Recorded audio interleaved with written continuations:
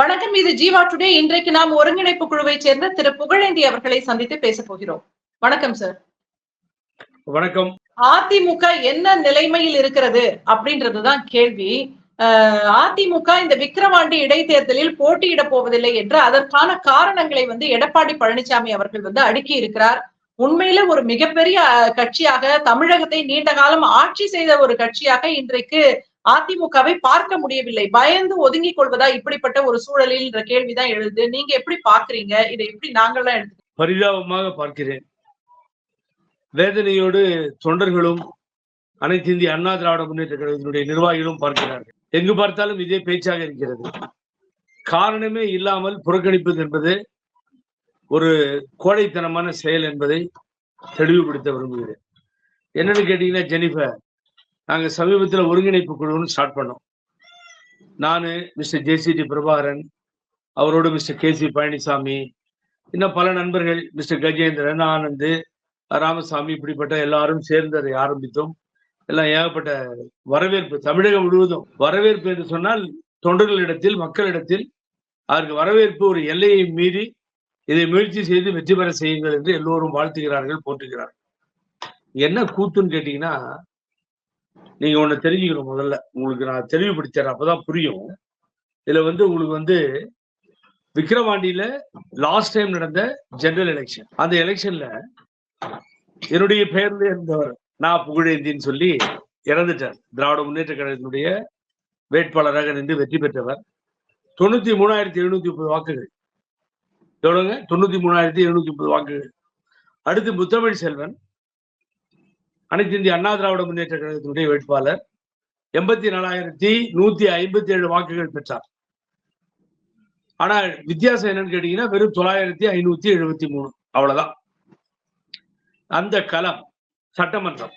அப்போ 9,000 சொச்சம் டிஃபரன்ஸ். இப்ப நடந்த நாடாளுமன்றத்தில் என்னன்னா, வெறும் 7,000 தான் டிஃபரெண்ட். ஏடிஎம்கேவுக்கும் அந்த கூட்டணி அலையன்ஸுக்கும் இவங்களுக்கும் வெறும் 7,000, அப்ப 9,000.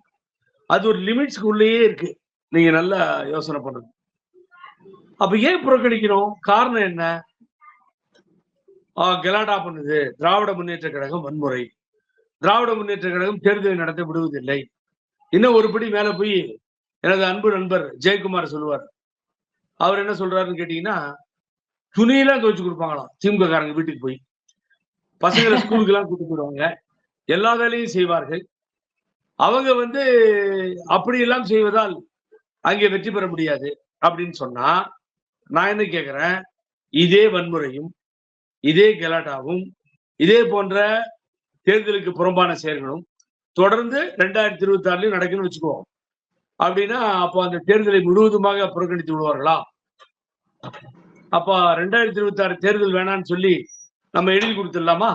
அதுதான் திண்டுக்கல் சீனிவாசன் சூப்பரா சொன்னாரு. ஜெனிஃபர் என்ன சொன்னாருன்னு கேட்டீங்கன்னா, எப்பாடுபட்டாவது மகளிர்களை ஒன்று திரட்டி மீண்டும் ஸ்டாலின் அவர்களை தொடர்ந்து முதலமைச்சராக்குவோம்னாரு. அப்ப அதான் அதுக்காக வழியா? எனக்கு புரியல. இன்னொரு பெரிய இது அபாண்டமான பழி திராவிட முன்னேற்ற கழகத்தின் மீது இந்த எடப்பாடி பழனிசாமி சுமத்துவது. ஏன்னு கேட்டீங்கன்னா, ஈரோடுல ஒரு தேர்தல் நடக்குது. தேர்தல்ல பிரச்சாரத்துல வண்டியில வராது.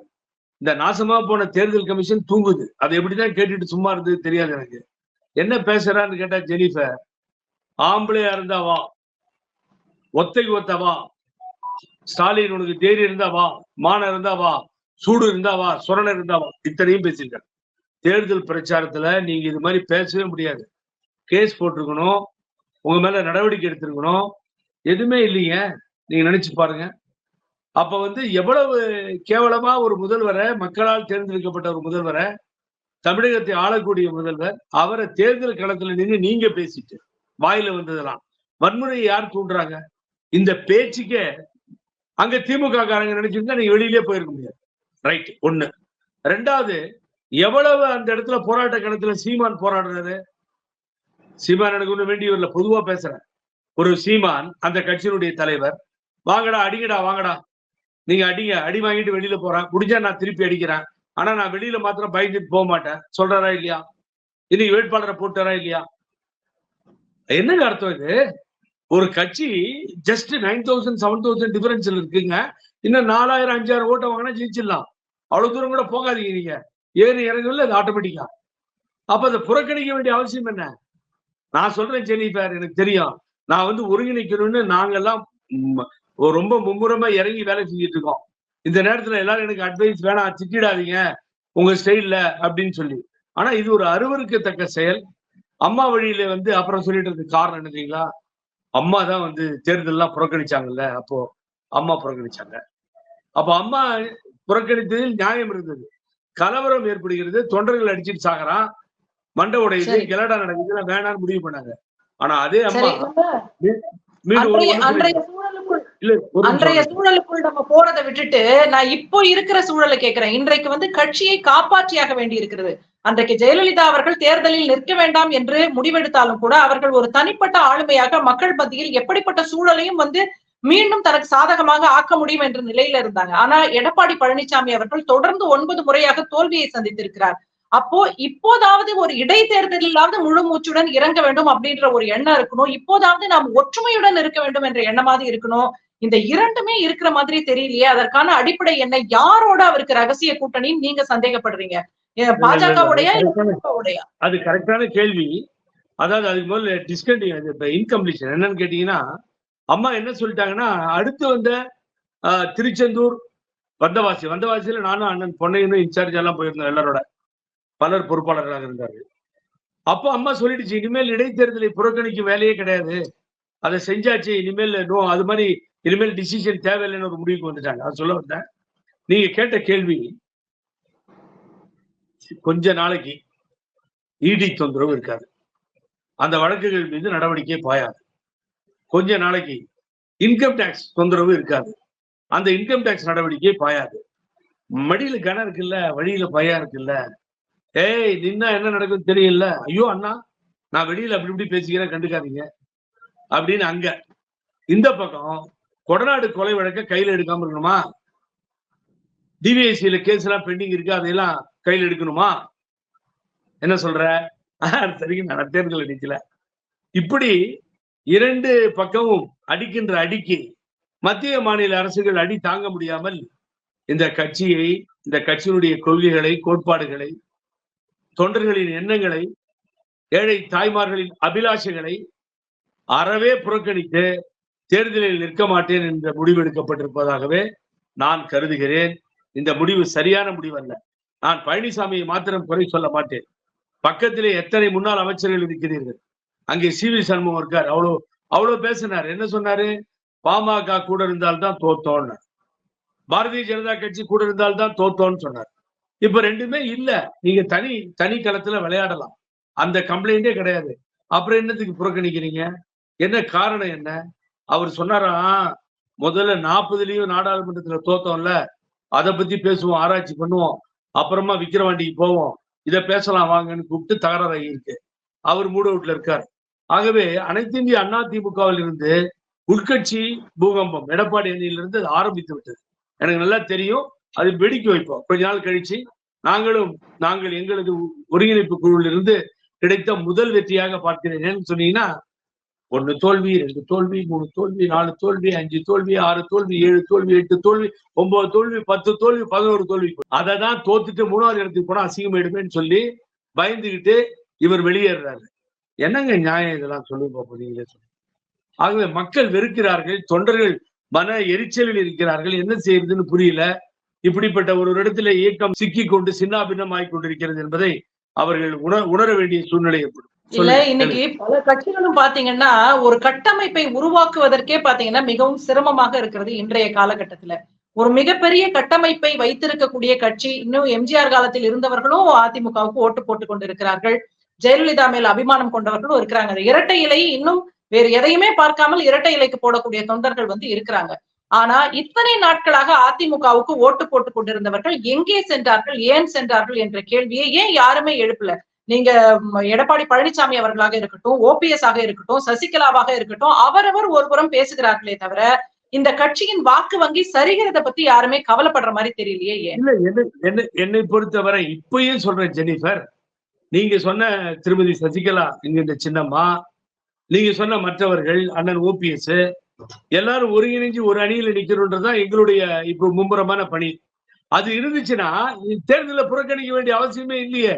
இப்பயே டிக்ளேர் பண்ணிடலாமே. இடைத்தேர்தலில் ஜெயிச்சோன்னு நத்தத்துல ஒரு தடவை ஜெயிச்சோம். அப்ப ஆளுங்கட்சியா இல்ல, இதே அண்ணன் விஸ்வநாதன் தான் ஜெயிச்சாரு. அப்படி இருக்கும்போது நமக்கு ஜெயிச்சுட்டோம் டிக்ளேர் பண்ணிட்டே போலாமே. திமுக மேல் வெறுப்பாக மக்கள் இருக்கிறார்கள் சொல்றாங்கல்ல, அப்ப இங்க போட்டி போட்டு அதை நிரூபிக்க வேண்டிய சூழ்நிலையில இருக்கிறான்ல. அப்ப எதுக்கு நான் தான் உங்களுக்கு சொல்லிட்டேன் 84,157 பேர் ஓட்டு போட்டிருக்காங்கன்னு. இப்ப அவங்க எல்லாம் எங்க போய் போடுறது ஜெனிஃபர்? அவங்க போய் நோட்டோல ஓட்டு போடுறாங்க. சாதகமாக தான் களத்தை விட்டு கொடுத்து விட்டார் என்று எடப்பாடி பழனிசாமி அவர்கள் மீது ஒரு குற்றச்சாட்டு இருக்கே. இப்போது பாமகவுக்கு விட்டு கொடுத்தால் பிறகு தங்களுக்கு சாதகமாக அவர்கள் கூட்டணிக்கு வருவார்கள் என்ற பாமக பேசின பேச்சுக்களை இந்த நேரத்தில் ஒருங்கிணைப்பு குழு என்று சொல்லி நாங்கள் நடத்தி கொண்டிருப்பதால் நான் அந்த அன்புமணி ராமதாஸ் திட்டதெல்லாம் சொல்றதுக்கு வரல. அவரும் டாக்டர் ராமதாஸும் வேற ரூட் எடுத்து பிஜேபியோட அலையன்ஸ் வச்சு போயிட்டாங்க. அவங்க அதை ஓரளவுக்கு சமயா அன்புமணி வந்து அதை ப்ரூவ் பண்ணிட்டாங்க. நின்று கொஞ்சம் ஓட்டு தான் போச்சு. நான் இன்னொரு விஷயத்துக்கு வர, நல்லா கவனிச்சுக்கோங்க. நீங்க விஜயகாந்த் வந்து இறப்பதற்கு முன்னால் கேப்டன் விஜயகாந்த் இந்த விழுப்புரத்துக்கு வர்றார். இவருக்கு மோசம் செய்த மாப்போ பாண்டியராஜன் கூட பொக்கே வச்சு நிக்கிறார். இந்த கூட்டத்தை பாத்தீங்கன்னா திரும்பி போடுங்க, யூடியூப்ல இருக்கு. கண்ட்ரோலு கிடைக்கல. இதே திரு விஜயகாந்த் தான் பாமக பெல்ட் ஏடிஎம்கே பெல்ட்னு சொன்ன இடத்துல எல்லாம் பூந்து விருதாச்சலத்திலையும் ரிஷிவந்தத்திலையும் வெற்றி பெற்று வெளியே வந்தார். ஞாபகம் இருக்கா உங்களுக்கு? அப்போ உங்களை நீங்க நம்பி கூட்டணியில தானே இருக்காங்க அவங்க. தேமுதிக நாங்க நிக்கலீங்க, பாமக தான் அங்க போட்டிக்கு நிக்குது, நீங்க நில்லுங்க, திமுக வைத்து நம்ம போராடுவோம்னு சொல்லி நீங்க தேமுதிக விட்டு கொடுத்துருக்கலாமே தொகுதிய. அனைத்து இந்திய அண்ணா திராவிட முன்னேற்ற கழகத்தினுடைய ஆதரவுடன் தேமுதிக போட்டியிடுதுன்னா அவங்க கேண்டிடேட் நிறுத்திக்கிறாங்க. அவங்களுக்கு பணபலம் இல்லைங்க, முடியல அவங்களால. கொடுத்து நிறுத்த வேண்டியதானே. நீங்க நல்லா யோசனை பண்ணுங்க. எல்லாத்தையும் மூடி ஏதோ பின்னணி, நீங்கள் கேட்டது போல யாரோ பின்னாடி இருந்து இயங்குகிறார். இதனுடைய வெளிப்பாடுதான் தேர்தலில் நிற்கவில்லை என்பதிலே உங்களுக்கு ஐயப்பாடே வேண்டாம். கோயம்புத்தூர் ஏர்போர்ட்ல நான் எலெக்ஷன்ல நிக்க போறேன், கேண்டிடேட்டை போய் மெட்ராஸ்ல அறிவிக்க போறேன்னு சொல்லிட்டு சென்னை வந்த உடனே நான் நிக்க மாட்டேன்னு சொன்னா என்ன அர்த்தம்? கோயம்புத்தூருக்கும் சென்னைக்கு இன்னொரு தான் ஃபிளைட் பறந்தது. அப்புறம் நீ வீட்டுக்கு போறதுக்கு 1 hour. அந்த 1 hourல யாரும் லைனுக்கு வந்து வேண்டான்னு சொன்னா? மிக வேதனையோட அதிமுக தொண்டர்களோ நிர்வாகிகளோ அந்த விழுப்புரத்தெல்லாம் நீங்க விக்கிரவாண்டியில ஒரு கேமரா எடுத்துட்டு போய் நில்லுங்க கொஞ்ச நேரம். எவ்வளவு கேவலமா பேசுறாங்க ஜனங்கன்னா. இந்த கட்சி ஒழிஞ்சுக்கிட்டே இருக்கு, காப்பாத்துங்கன்னு சொல்ற நிலைமைக்கு வந்துட்டாங்க. ஆகவே தேர்தலை புறக்கணித்து என்பது ஜீரணிக்க முடியாத ஒன்று, ஏற்றுக்கொள்ள முடியாத ஒன்று. நான் அப்புறம் பாத்துக்கிறேன். ஒரு முட்டா போஸ்ட் அடிச்சிருக்கான் எங்கேயோ, புலி பதுங்குகிறது, அது பாய போகிறது. இது புலியே கிடையாது, இது பூனை. எப்ப ஜெயிச்சா புலி, தோத்தா பூனை தானே. கண்டினியூஸா தோத்துக்கிட்டே இருக்கு. பூனைக்கு கூட சமம் இல்லாத ஆட்கள், அதாவது நன்றி விசுவாசத்தோட இருக்கும், தன்னை சுத்தப்படுத்திக்கும். அழுக்க பூனையோட குழந்தை மாதிரி வச்சுக்கலாம் பூனைய. அதான் புரியாதவங்களுக்கு கொடுங்க, வேற விஷயம். இவனுக்கு மேல இருக்க அடுக்கையும் சரி பண்ணிக்க மாட்டாங்க, இவங்களும் சுத்தமா இருக்க மாட்டாங்க, அரசியலையும் சுத்தமா இருக்க மாட்டாங்க. அதுதான் உண்மை. சரி, எதுவாக இருந்தாலும் பாத்தீங்கன்னா கட்சி முழுமையாக எடப்பாடி பழனிசாமி அவர்களுடைய கட்டுப்பாட்டுல இருக்கு. நீங்க ஒருங்கிணைப்பு அப்படின்னு சொல்றீங்க, யாரோட ஒருங்கிணைக்க போறீங்க? அத பற்றியும் கொஞ்சம் சொல்லுங்க. அது என்ன மாதிரி போகுது? இன்னும் அடுத்து 2 வருடங்கள் தேர்தல் வரப்போகுது. நான் எப்பயுமே மீடியாவை மதிக்கின்றவன். என்னை ஊடகங்கள் தான் பெரிய அளவில் கொண்டு வந்து எங்களை எல்லாம் நிறுத்தியிருக்கு. அந்த ஊடகங்கள் மிக ஒரு பல வருடங்களுக்கு பின்னால் ஒரு பூமா ஒரு நியூஸை கொண்டு போய் சொன்னா இந்த ஒருங்கிணைப்பு விஷயத்தை நேஷனல் லெவல்ல, இந்தியா லெவல்ல கொண்டு போச்சு. அதுக்கு எனது பாராட்டுகளும் நன்றியும். ஆகவே ஒருங்கிணைப்பு குழுல இருந்து லெட்டர் அனுப்பிச்சிட்டோம் 4 பேத்துக்கும். நீங்க முதல்ல பட்டியல் போட்ட 4 பேத்துக்கும் அக்கறை இருந்தால் அழைக்கட்டும், பேசுவதற்கு தயார். எல்லாத்தையும் ஒருங்கிணைச்சு ஒரு இடத்துல வச்சு இந்த கட்சியை ஒருங்கிணைச்சிட்டனாவே மாபெரும் வெற்றியை பெற்றுடலாம். அதுக்காக நாங்கள் முயல்கிறோம். இதிலே பல இன்னல்களை, இடர்பாடுகளை நாங்கள் சந்திக்க வேண்டியிருக்கிறது. நெஞ்சு முத்தமிட்டபடி இருக்கிறோம். ஆனால் முன்னேறுவோம், வெற்றி பெறுவோம் என்பதை மிக தெளிவாக சொல்றேன். ஏன்னா மக்கள் பார்த்துக்கிட்டே இருக்காங்க நம்ம செயல்பாடுகளை. என்ன பண்றாரு இவங்க எல்லாம், என்ன பண்றாங்கன்னு பாக்குறாங்க. அதே மாதிரி அந்த இடத்துல இருந்து என்ன பேசுறாங்க, என்ன ஒத்து வராங்களா இல்லையான்னு அவங்க பாக்குறாங்க. ஆகவே ஏதோ தனிப்பட்ட ஒரு ஆள் அல்ல. நான் அம்மாவால் வளர்க்கப்பட்டவன், அம்மா வடக்கை பெங்களூரில் நடத்தியவன். இப்படி எவ்வளவு என்னால சொல்லிட்டு போக மாட்டோம். அடிப்பட்டவன், ரத்தம் சிந்தியவன், வழக்கு மன்றங்களில் ஏறி இறங்கியவன், இப்படி எல்லாம் பல விஷயங்கள் இருக்கு. அப்படிப்பட்ட சூழ்நிலையில் இருக்கின்ற நான் தான் அதற்கு ஓபிஎஸ்ஐ விட்டு விலகி வந்து அவர் முயற்சிகள் எல்லாம் வேற ரூட்ல போகுது. அவர் பாஜகன்னு போறாரு, அதுல எனக்கு கொஞ்சம் ஒத்து வரல. ஆகவே இப்படி விலகி வந்து செய்கிறோம். நிச்சயமாக வெற்றி பெறுவோம் என்ற நம்பிக்கை இருக்கிறது. வெற்றி என்பது ஒற்றுமை, ஒற்றுமை என்பது வெற்றி. இதுதான் எங்களது நோக்கம். இப்ப உங்களுடைய எண்ணம் சரியாக இருந்தாலும் யார் அதிமுகவுக்கு தலைமை ஏற்க வேண்டும் என்ற ஒரு கேள்வி இருக்கிறது இல்லையா? ஒரு வசீகரமான தலைமை, ஆளுமை மிக்க தலைமை இருந்தால் மட்டும்தான் மீண்டும் அனைவரும் ஒரு ஒருங்கிணைய வாய்ப்பு இருக்கிறது. அது எடப்பாடி பழனிசாமி அவர்கள் தானாக இருக்க வேண்டும் என்று நினைக்கிறார். தான் தான் தலைமையாக இருக்க வேண்டும் என்று. அதை எப்படி உடைக்க போறீங்க? அதை உடைக்கிறது இப்ப இந்த விக்கிரவாண்டி இடைத்தேர்தல் ஒரு பெரிய பின்னடைவா இருக்கே. நாங்களாம் ஒன்னா பயணம் செய்தோம். என்னுடைய நண்பர் தானே அவரு, எனக்கு தெரியும்ல. படிப்படியாக மேலே வந்தேன். வட்ட செயலாளர், ஒன்றிய செயலாளர், அப்புறமா நகர செயலாளர், கழக செயலாளர், அது இது அமைப்பு செயலாளர், இப்படியே மேல முதலமைச்சர் ஆனேன் அப்படின்னு. அவங்க சின்னம்மா இல்லைன்னா ஒரு முதலமைச்சர் இருக்க முடியாது, வேற கதை, ஊருக்கு தெரிஞ்ச விஷயம். எப்படி வந்தாருன்னு புரியும் உங்களுக்கு. அப்படிலாம் சொல்றாரு. அப்ப நான் என்ன சொல்றேன், யாராவது ஒருவரை, பொதுவான ஒருவரை நீங்கள் அந்த நாற்காலியில் அமர்த்துங்கள், நாங்கள் ஏற்றுக்கொள்வோம். நல்லா கவனிங்க. ஏன்னா தனபால் ஒரு மிக தாழ்த்தப்பட்ட சமுதாயத்தை சார்ந்தவர். அம்மா தூக்கி ஸ்பீக்கரா உட்கார வச்சு அழகு பார்த்தாங்க. தன்னை தன்னை எப்படி எல்லாம் பேசுறார் காளிமுத்தான. கருவாடு மீனாகாது, கறந்த பால் மடிப்புகாது, கிழக்கே உதிக்கும் சூரியன் மேற்கே உதிக்காது, காகிதப்பு மணக்காது, இப்படி எல்லாம் பேசினார். எதிரியாக இருக்கும் பொழுது கவிதையாக பேசினார். அவரை கூட்டு என்ன பண்ணாங்க அம்மா? அவரையும் கூட்டு அழகு பார்த்தார்கள், சபாநாயகர் ஆக்கினார்கள், அமைச்சராக்கினார்கள். வளர்மதி எவ்வளவோ பேசினார், அவரையும் மறந்து ஏற்றுக்கொண்டார்கள். இப்படித்தானே ஒரு எதிர்ப்பா பேசக்கூடிய அத்தனையும் அவர்கள் மறந்து விட்டு அதை ஏற்றுக்கொண்டார்கள். அப்படிப்பட்ட சூழ்நிலையை அம்மாவே ஏற்றுக்கொண்டார்கள். இதையெல்லாம் எதிரிகளை, ஏளனம் பேசியவர்களை அழைத்து அவர்களை திரும்பவும் புகழ வைத்த சரித்திரம், அம்மாவை ஏற்றுக்கொள்ள வைத்த சரித்திரம் அம்மா அவர்களை சார். ஆனா நான் என்ன சொல்றேன், நீங்க அதையெல்லாம் மறந்து புகழேந்தியா மற்றவங்களாம் மறந்துட்டு கீழறங்கி ஒரு பொதுவான ஒருவரை தலைவராக நீங்கள் எடுத்துக்கொள்வார்களே, ஆனால் எல்லோரும் ஏற்றுக்கொள்வார்கள். அதுதான் ஓபிஎஸ் சொல்றாரு. புதுசா யாரும் வரப்போறது இல்லை. யார் அந்த பொதுவான ஒருவர்? வெளிப்படையா சொல்லுங்க, யார் உங்க மனசுல இருக்காங்க? இப்ப அதை நீங்க கணிக்கவே முடியாது. நான் இப்படி சொல்றேன், எல்லாரும் ஒன்னா சேர்றாங்க. ஒன்னா சேரும்போது நாங்க எல்லாம் சேர்றோம். பழனிசாமியே இருக்கட்டுங்க அப்படின்னு எல்லாரும் முடிவு பண்ணா பழனிசாமி தான். ஓபிஎஸ் இருக்கணும்னா ஓபிஎஸ் தான். அப்ப சின்னமாவே இருக்கணும்னா சின்னமா தான். ஓட்டி தரோம். அதனால எல்லாரும் சேரும்போது ஒரு முடிவு செய்வோம். இல்ல வேணாங்க, ஒரு பொது ஆளை ஒரு தலைவரா பண்ணுவோம்னு சொல்லி ஒருவரை தேர்ந்தெடுத்தால் வெல்லன் குட், அது பிரச்சனை இல்லாமல் இருக்கும், சுமூகமாக தீர்வு. நீங்க ஒரு சின்ன குறுக்கீடு, உங்க ஒருங்கிணைப்பில் தடையாக இருப்பது எடப்பாடி பழனிசாமி அவர்களா, இல்லை அவரை பின்னால் இருந்து இயக்கக்கூடிய பாஜகவா? இல்ல, பாஜக இதுல வராது. இந்த சீன்ல பாஜக இல்ல. பாஜகவுல அண்ணாமலை இனிமேல் வெத்தலை பாக்கு போட்டுதான் தூணு துப்ப முடியும். மீதி எல்லாத்தையும் துப்பிட்டார் அவர்.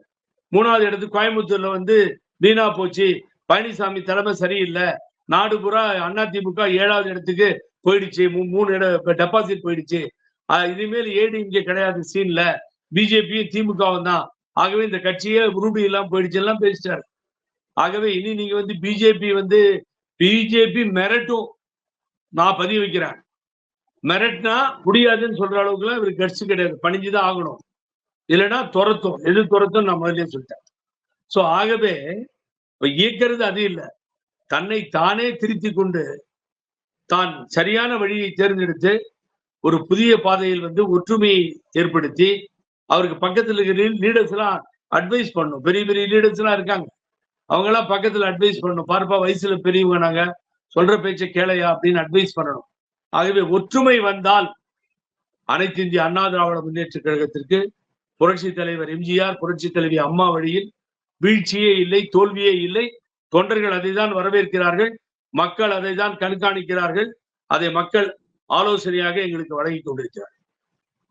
சரி, நம்ம பார்க்கலாம். எடப்பாடி பழனிசாமி அவர்கள் இந்த கட்சியின் எதிர்காலத்தை தீர்மானிக்கக்கூடியவராக இப்போதைக்கு இருக்கிறார். உங்களுடைய ஒருங்கிணைப்பு முயற்சிகள் எல்லாம் வெற்றி பெறட்டும். இந்த நிகழ்ச்சியில் பல்வேறு கருத்துக்களை பகிர்ந்து கொண்டமைக்கு மிக்க நன்றி சார். ஜீவா யூடியூபுக்கும் ஜெனிஃபருக்கும் வணக்கம். நன்றி. பார்க்கின்ற நேயர்களுக்கு நெஞ்சார்ந்த நன்றி.